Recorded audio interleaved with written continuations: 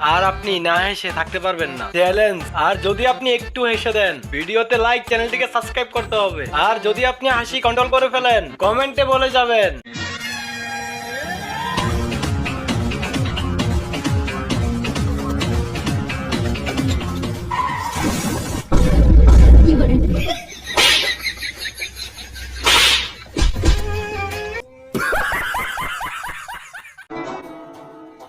Belki de şarjım bitti ya da biz bittik. Ara beni lütfen.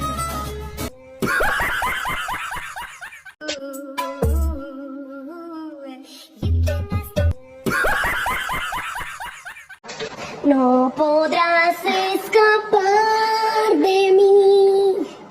A donde vayas.